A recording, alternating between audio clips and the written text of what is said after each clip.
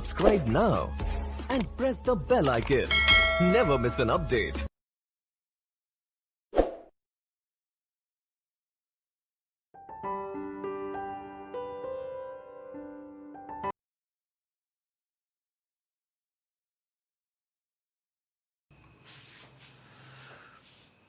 Hello students,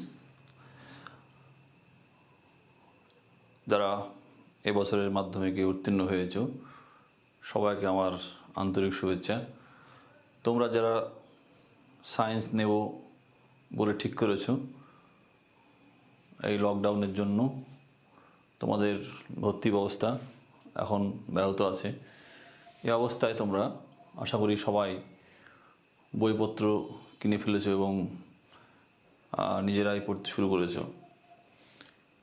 আমি সায়েন্সের যে বিষয়গুলো কথা একটু বলি, যে কোন কোন সাবজেক্ট তোমাদের কম্বিনেশন আছে। যারা সায়েন্স নেবে তারা মূলত প্রধানত দুটো গ্রুপ আছে, পিওর সায়েন্স এবং বায়োসায়েন্স। পিওর সায়েন্সের কম্বিনেশন তোমাদের আছে কি, কম্পালসারি ল্যাঙ্গুয়েজ বাংলা প্রথম ভাষা, ইংরেজি দ্বিতীয় ভাষা, আর সেই সঙ্গে সঙ্গে যে বিষয়গুলো আছে ইলেকটিভ সাবজেক্ট। পিওর সায়েন্স হলে তোমরা বিভিন্ন স্কুলে বিভিন্ন রকম নিয়ম আছে, সাবজেক্ট কম্বিনেশন আছে।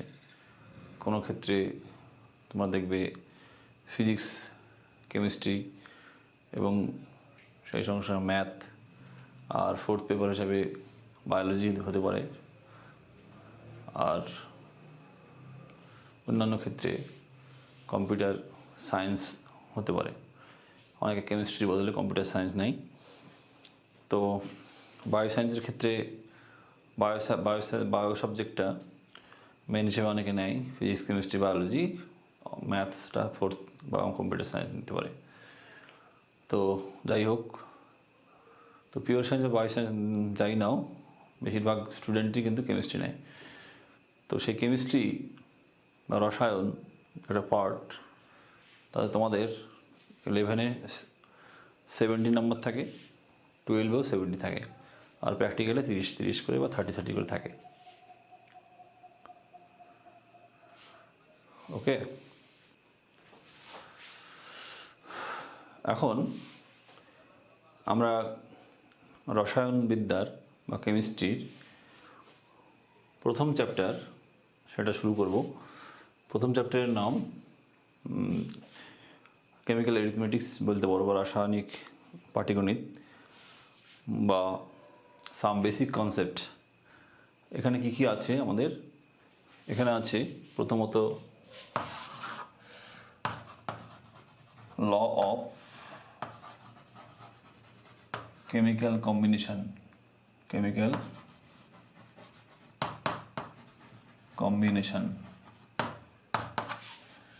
এটা আমরা পড়াবো। নেক্সট আমরা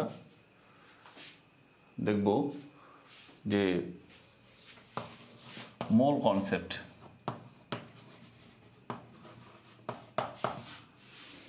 আমি বিষয়গুলোকে ইংলিশে লিখছি, আমি বাংলা এবং ইংলিশে দুভাবেই বলবো। তোমরা যারা বেঙ্গলি মিডিয়াম আছো তারা বাংলাটা ফলো করবে, যারা ইংলিশ মিডিয়াম আছো তারা ইংলিশটা ফলো করবে। তো আমাদের প্রথম চ্যাপ্টার যেটা আছে, বেসিক কিছু কনসেপ্ট, যেমন সিগনিফিক্যান্ট নাম্বার বা তাৎপর্য সংখ্যা, ইউনিট সম্বন্ধে ধারণা, ডাইমেনশনাল অ্যানালাইসিস, মাত্রা বিশ্লেষণ, তোমরা এগুলো ক্লাস 9-ই দেখে এসছো। তো আমরা অত বিস্তারিত ওখানে যাব না। আমি প্রথমেই ল অফ কম্বিনেশন বা কেমিক্যাল কম্বিনেশন দিয়ে শুরু করব, অর্থাৎ রাসায়নিক সংযোগ সূত্রাবলী। তারপরে যেটা পড়াবো মোল কনসেপ্ট। মোল কনসেপ্ট তোরা ক্লাস 9-এ যারা বাংলা মিডিয়াম বা WBSc বোর্ডে আছো তারা ক্লাস 9-এ পড়ে এসেছো। ওগুলো আবার তোমরা নিজেরাই দেখলে বুঝতে পারবে। আমার এই লেকচারটা কমপ্লিট হওয়ার পর তোমরা জটিলতর প্রবলেম বা কমপ্লেক্স ধরনের প্রবলেম করতে পারবে। 3 নম্বর আমাদের আছে কনসেপ্ট অফ ইকুইভ্যালেন্ট ওয়েট, তুল্যাঙ্ক ভার। ইকুইভ্যালেন্ট ওয়েট থেকে আমরা যে অ্যাপ্লিকেশনটা দেখব যে দ্রবণের কনসেন্ট্রেশনের মাত্রা বিশেষ করে নর্মালিটিতে নির্ণয় করা শিখব। আর ওইদিকে মোল কনসেপ্টের সাহায্যে আমরা মোলারিটি সম্বন্ধে জানবো, ফর্মালিটি ইত্যাদি বা মোলালিটি এগুলো আমরা জানবো। এছাড়া আমাদের মোল ফ্র্যাকশন আছে, কনসেন্ট্রেশন, অর্থাৎ 4 নম্বর আমরা দেখব পরে কনসেন্ট্রেশন ইন সলিউশন।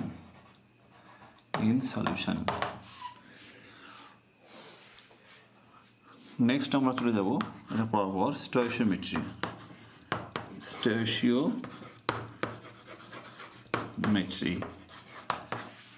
অর্থাৎ রাসায়নিক সমীকরণ সংক্রান্ত যে প্রবলেমগুলো, নিউমেরিক্যালগুলো আছে, ক্লাস 10-এ তোমরা কিছুটা শিখে এসেছো। আমরা আরও বিস্তারিত পড়ব এবং লাস্টে স্টোইচিওমেট্রি পড়ার পর আমরা আমাদের ওখানে আছে আর কি যে এম্পিরিক্যাল ফর্মুলা এবং মলিকুলার ফর্মুলা আমরা ডিটারমাইন করা শিখব। মলিকুলার ফর্মুলা আর লাস্টে আমরা কিছু প্রবলেম দেখব, নিউমেরিক্যালস প্রবলেম, যেগুলো কম্পিটিটিভ পরীক্ষা আসে উচ্চ মাধ্যমিক বা হায়ার সেকেন্ডারি বাদ দিয়েও সর্বভারতীয় নিট এবং জয়েন্ট এন্ট্রান্স যেগুলো কভার করে সেগুলো আমরা লাস্ট সেশনে আলোচনা করব। তো এখন আমরা ল অফ কেমিক্যাল কম্বিনেশন দিয়ে শুরু করব, অর্থাৎ বাংলায় বলে রাসায়নিক সংযোগ সূত্রাবলী। রাসায়নিক সংযোগ বলছে কেন? তোমরা জানো পৃথিবীতে মৌলের সংখ্যা লেটেস্ট যে নিউজ, মানে লেটেস্ট যেটা আছে সেটা 118টা আছে। তো মৌলসমূহের সংখ্যা সীমিত হলেও পৃথিবীতে যৌগের সংখ্যা কিন্তু অসংখ্য। তাহলে এই যৌগগুলো কীভাবে তৈরি হয়, এর রহস্যটা কী, আমরা সে বিষয়ে স্টাডি করব। আমি একটা এলিমেন্টের সঙ্গে একটা এলিমেন্টলি আরবিটারি বা ইচ্ছামতো মিশিয়ে দিলাম, তাহলে প্রোডাক্ট হবে এমন কোনো মানে নেই। অর্থাৎ কেমিক্যাল কম্বিনেশন বা রাসায়নিক বিক্রিয়ার সময় মৌলসমূহ একটা নির্দিষ্ট অনুপাত আকারে বিক্রিয়া করে, নির্দিষ্ট নিয়ম মেনে বা কিছু ল মেনে বিক্রিয়া করে। তাহলে when chemical reaction happens, the elements when react with other elements follows some basic chemical combination law, namely law of conservation of mass অর্থাৎ ভরের নিত্য সূত্র, ল অফ ডেফিনিট প্রপোর্শন, এটা বাংলায় বলে স্থিরানুপাত সূত্র, law of multiple proportion, Bangla বলে গুণানুপাত সূত্র, আর law of reciprocal proportion, Bangla বলে মিথানুপাত সূত্র। এই সঙ্গে এই প্রথম 4টে ল কিন্তু মাস সংক্রান্ত বা ভর সংক্রান্ত। 5 নম্বর যেটা পড়ব আমরা সেটা হচ্ছে গ্যাসীয় রিঅ্যাক্ট্যান্টগুলি, অর্থাৎ ওয়েন গ্যাস বিক্রিয়া, যখন গ্যাস আরেকটা গ্যাসের সঙ্গে বিক্রিয়া করে তখন তারা কীভাবে করে সেটা বিজ্ঞানী গেলুসাক প্রথম অবজার্ভ করেন। এটা এক্সপেরিমেন্টালি, অর্থাৎ Gay Lussac observed experimentally when two or more than two gas reacts with each other to form a compound, it may be liquid or gaseous। তো সে বিষয়ে আমরা পড়ব লুসাক গ্যাসিয়াস ল।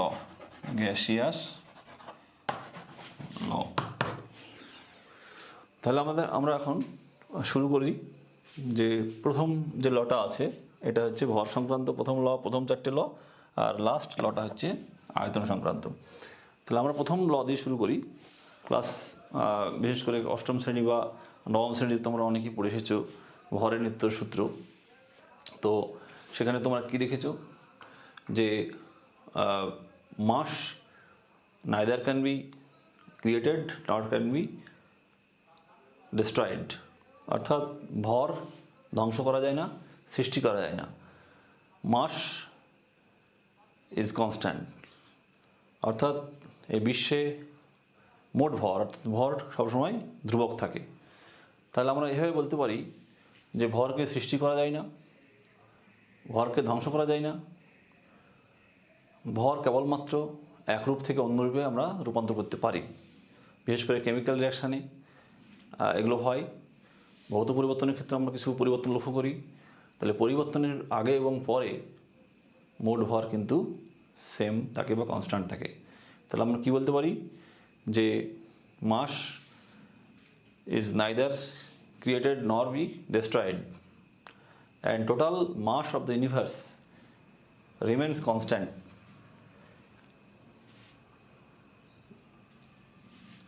এইটা হচ্ছে আমাদের law of conservation of mass. পরবর্তীগুলো আমরা দেখব যে উচ্চতর বা হাই এনার্জি যে রিয়াকশানগুলো আছে, বিশেষ করে nuclear reaction, nuclear fission reaction, সেই সমস্ত রিয়াকশানগুলিতে মাস রিডিউস হয় বা মাস ইনক্রিজ করতে পারে। তো তার ব্যাখ্যা হিসেবে বিজ্ঞানী আইনস্টাইন তিনি নতুন একটা সমীকরণ দেন, মাস এনার্জির রিলেটেড সমীকরণ, E equal to MC square. অর্থাৎ ই হচ্ছে এনার্জি অফ দ্য এনার্জি, মাসটা যে এনার্জিতে কনভার্ট হয় সেই এনার্জি, আর এম হচ্ছে মাস অফ দ্য সিস্টেম, আর সি হচ্ছে speed of the light, where speed of the light equal to 3 × 10⁸ metre per second.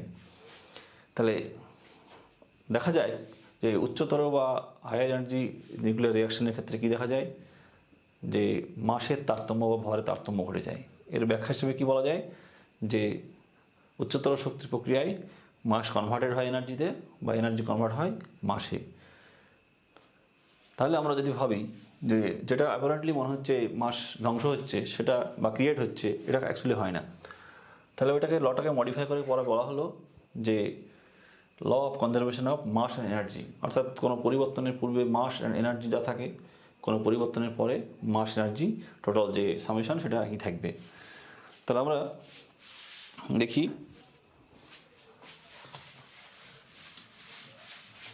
কিছু নিউমেরিক্স একটু দেখি,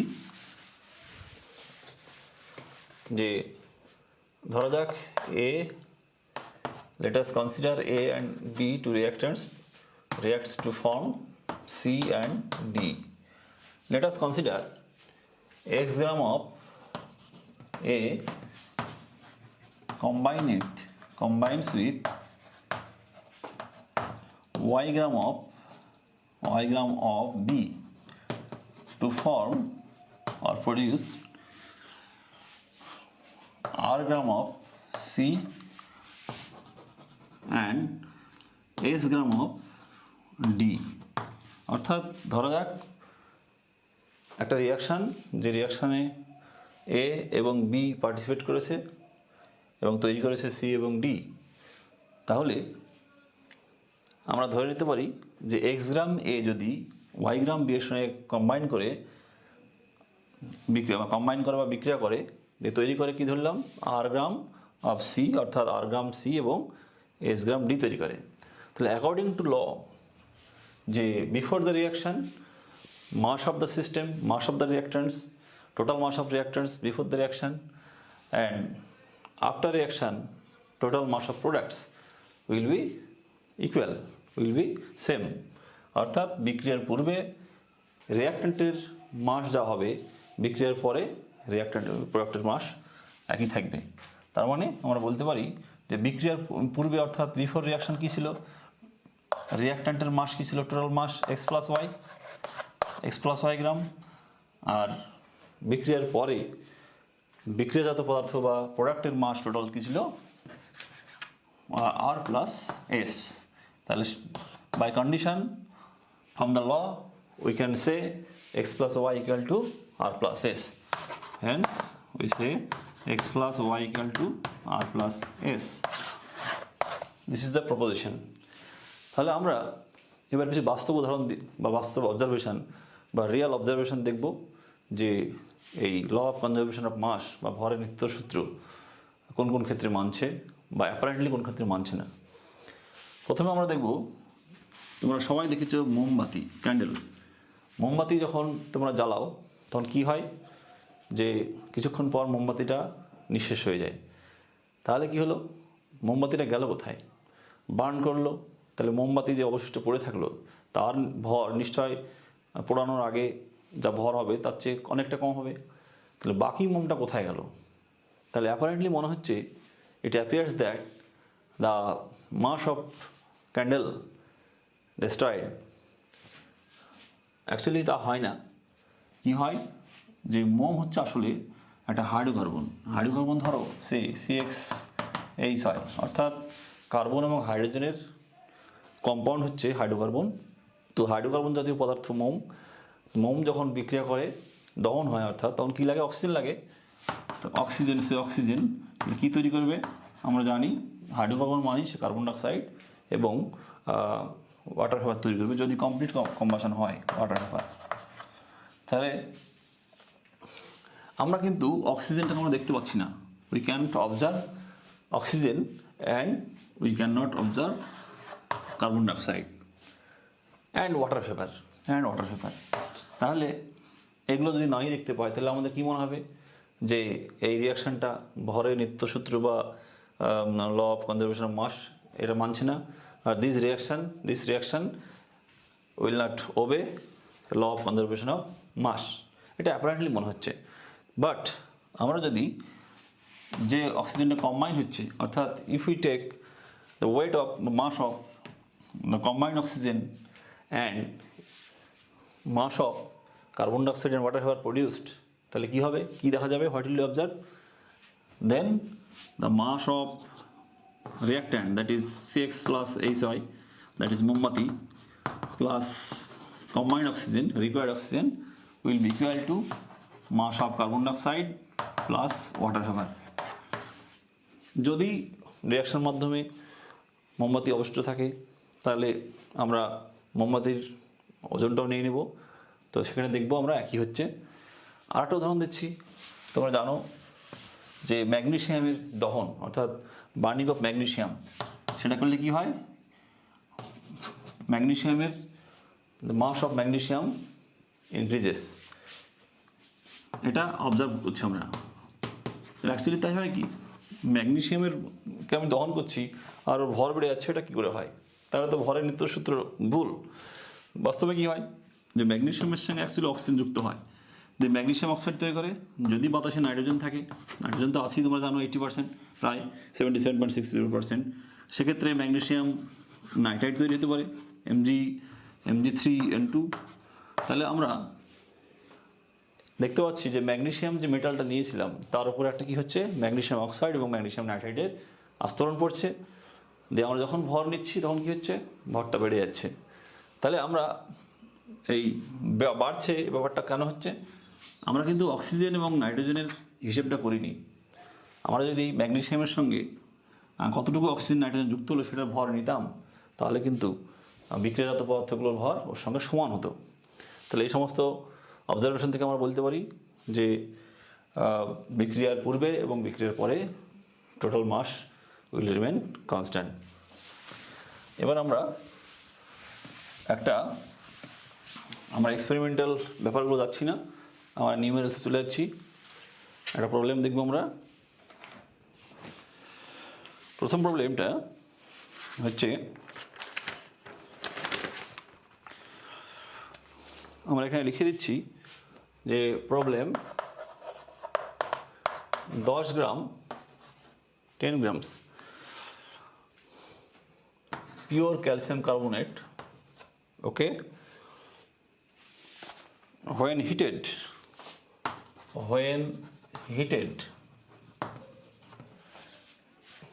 it produced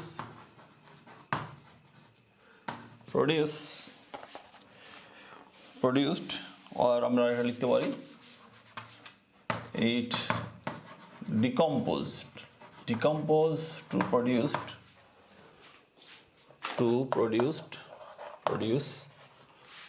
কি হবে? 4.4 gram carbon dioxide and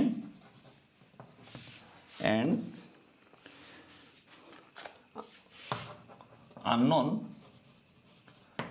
amount of কি হয় তোমরা জানো ক্যালসিয়াম অক্সাইড তৈরি হয়। এই ক্যালসিয়াম অক্সাইডের অ্যামাউন্ট আমি আননোন দিলাম, অর্থাৎ আমরা জানি না এখন। তাহলে আমরা find the বা determine the weight of বা mass of লিখতে পারি আমরা mass of calcium oxide by applying by applying law of conservation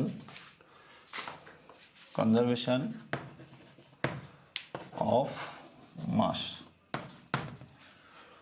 বাংলায় বলছি আমরা 10 গ্রাম ক্যালসিয়াম কার্বনেটকে যদি আমরা উত্তপ্ত করি তাহলে কি হবে, যে 4.4 গ্রাম কার্বন ডাইঅক্সাইড তৈরি হবে এবং অজানা ক্যালসিয়াম অক্সাইড তৈরি হবে।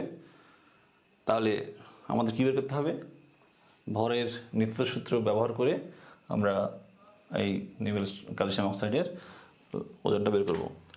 তো আমরা দেখছি যদি রিয়াকশনটা লিখি আমরা এভাবে, এখানে অবশ্য রিয়াকশন না লিখলেও হবে, ক্যালসিয়াম অক্সাইড কার্বন ডাইঅক্সাইড। তাহলে আমার এখানে কী দেওয়া আছে 10 গ্রাম, এখানে কী দেওয়া আছে জানা নাই, এখানে কী দেওয়া আছে 4.4 গ্রাম। তাহলে এখন অ্যাপ্লাইং দিস ল আমরা কি জানি যে before reaction the mass of before reaction the mass of calcium carbonate plus কি ক্যালসিয়াম কার্বনেট ইকুয়াল টু কি 10 গ্রাম। আফটার রিয়াকশান কি হবে,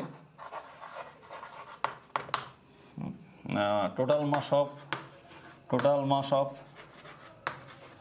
কি প্রোডাক্টস ইকুয়াল টু কি ক্যালসিয়াম অক্সাইড ধরা যাক x, লেট x গ্রাম, আর এটা 4.4 গ্রাম। তাহলে আমরা এটা সলভ করি যে অ্যাপ্লাইং দিস ল অর্থাৎ বিফোর রিয়াকশান আর আফটার রিয়াকশানে কী হয় যে total mass of reactants will be equal to total mass of product. তো then we can write 10 equal to x plus 4.4, hence x equal to 10 minus 4.4, that is equal to কি হবে, এটা বিয়োগ করলে 10 4.4 6 5.6, তাহলে 5.6 গ্রাম এটাই হচ্ছে আমাদের, অর্থাৎ ক্যালসিয়াম অক্সাইডটা তৈরি হবে 5.6 গ্রাম। এখন আমরা আর একটা টাস্ক দিচ্ছি, আরেকটা উদাহরণ দিচ্ছি নিউমেরিক্যালস।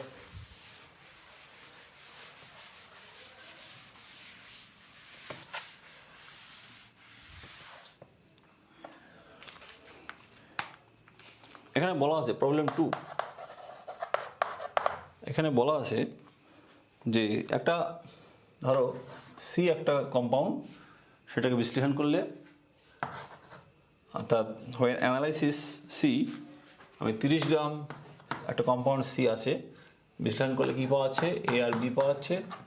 তো এখানে ওয়েট দেওয়া আছে তোমার 10 গ্রাম আর এটা আছে 20 গ্রাম, অর্থাৎ when we analyze the compound C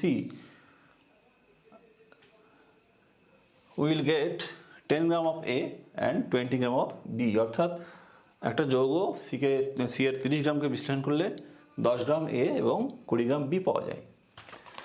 তাহলে আমার প্রশ্নটা কি যে যদি আমরা 15 গ্রাম অফ এ আর 15 gram of F when mixed with 50 gram of B then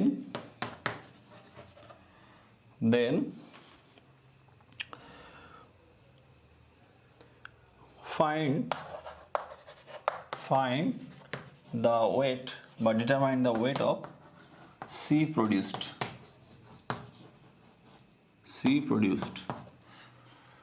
অর্থাৎ 15 গ্রাম এ এবং 50 গ্রাম বি এর সঙ্গে যদি বিক্রিয়া করে আর যদি মিশানো হয় তাহলে কত গ্রাম সি উৎপন্ন হবে। আমাদের এখানে হিন্টস দেওয়া আছে যে 30 গ্রাম সিকে বিশ্লেষণ করলে 10 গ্রাম এ আর 20 গ্রাম বি পাওয়া যায়। তাহলে এর অর্থ কি, আমরা ঘুরিয়ে বলতে পারি যে 10 গ্রাম এ 20 গ্রাম বা 20 গ্রাম বি এর সঙ্গে যুক্ত হয়ে 30 গ্রাম সি তৈরি করে, তাহলে এরা বিক্রিয়াটা এই অনুপাতে হয়, অর্থাৎ A/B ইকুয়াল টু 10:20 এই অনুপাতে কিন্তু বিক্রিয়াটা হবে। ওকে, এখন 15 গ্রাম এ নিয়েছি আমি আর 50 গ্রাম বি নিয়েছি, তাহলে এক্সেস কে আছে? তাহলে এই অনুপাত থেকে তোমরা সহজেই বুঝতে পারছো এক্সেস কিন্তু বি আছে, তাহলে এ এর সম্পূর্ণ অংশটা কিন্তু বিক্রিয়া করে যাবে আর বিটা অতিরিক্ত পড়ে থাকবে। তাহলে আমরা দেখি, তাহলে বিক্রিয়ার পূর্বে আমাদের কি ছিল? বিক্রিয়ার পূর্বে অর্থাৎ before reaction mass of total mass of লিখি এখানে, total mass of A and B equal to কী হবে? 15 plus 50 that is equal to 65 gram. তাহলে বিক্রিয়ার পূর্বে কিন্তু আমাদের 15 আর 50 টোটাল হচ্ছে 65। তাহলে বিক্রিয়ার পরে কি হবে দেখি, বিক্রিয়ার পরে কি হবে বিক্রিয়া হবে? তাহলে আমরা দেখছি যে আমরা according to this ratio A will reacts with B, তাহলে আমরা কি লিখতে পারি? 15 গ্রাম অফ এ আর কম্বাইন্স উইথ কী হবে? 1:2 রেশিওতে বিক্রিয়া করছে, তাহলে 15 into 2 gram of B that is equal to 30 gram of B এর সঙ্গে রিয়াক্ট করে। ওকে, তাহলে এক্সেস অফ বি কত হবে? তাহলে মাস অফ এক্সেস বা আনরিয়াক্টেড বি ইকুয়াল টু কী হবে? 50 নিয়েছিলাম, 30 আমার পড়ে 30 বিক্রিয়া করেছে, তাহলে কত হবে আমার? 20 গ্রাম এক্সেস পড়ে থাকবে। এখন বিক্রিয়ার শেষে আমরা কি দেখব? আমাকে প্রশ্নটা করেছে কি যে কত সি তৈরি হবে, তাহলে সি কত তৈরি হবে দেখতে পাচ্ছি যে মাস অফ সি প্রডিউসড কত হবে? অর্থাৎ সি কতটা তৈরি হবে? সি তৈরি হবে মোট সি তৈরি হবে কত? তাহলে 15 গ্রাম আর 30 গ্রাম 15 গ্রাম আর 30 গ্রাম। এখানে আমরা law of conservation of mass and energy use করলাম। 15 গ্রাম এ 30 গ্রাম বা 30 গ্রাম বি এর সঙ্গে যুক্ত হয়, তাহলে টোটাল কম্বাইন্ড কত হচ্ছে? 15 প্লাস 30। তাহলে বিক্রিয়ার পরে কী হবে? সি উৎপন্ন সি কী হবে? উৎপন্ন সি তৈরি হবে 15 প্লাস 30, কারণ মাস ধ্বংস হয় না। তাহলে 15 আর 30 টোটালটা অ্যাকচুয়ালি কী হবে? 45 গ্রাম সি তৈরি হবে। আমার হাতে কত এক্সেস আছে? 20 গ্রাম। তাহলে আমরা দেখে নিই একবার যে বিক্রিয়ার পূর্বে আমার মোট কত ছিল, বিক্রিয়ার পূর্বে মোট ওয়েট কত ছিল, মাস কত ছিল। আমরা এখানে লেখা আছে, লিখে ফেলেছি যে বিক্রিয়ার পূর্বে মাস ছিল আমার 65 আর বিক্রিয়ার পরে মাস কত থাকছে দেখি। বিক্রিয়ার পরে মাস থাকছে after reaction mass of mixture আমার 45 গ্রাম তৈরি হয়েছে, সি তৈরি হয়েছে, আর 20 গ্রাম আমার কি আছে? পড়ে আছে এক্সেস বি। তাহলে 65 পড়ে টোটাল হচ্ছে আমার। তাহলে আমার বিক্রিয়ার পূর্বে 65 ছিল আর আফটার রিয়াকশান আমার কিন্তু বিক্রিয়ার মাধ্যমে 65 গ্রাম কি থাকবে? সি থাকবে এবং এক্সেস বি থাকবে। তাহলে এখান থেকে বোঝা যাচ্ছে যে আমরা এটা ভরের নিত্য সূত্র ফলো করছে। তাহলে from this phenomenon we can say the reaction follows the law of conservation of mass. Next সেশনে আমরা আর একটা 2 নম্বর যে আমরা লিখেছিলাম বোর্ডে, সেটা হচ্ছে ল অফ কনস্ট্যান্ট প্রপোর্শন, অর্থাৎ স্থির সূত্র নিয়ে আমরা কিছু কথা বলবো।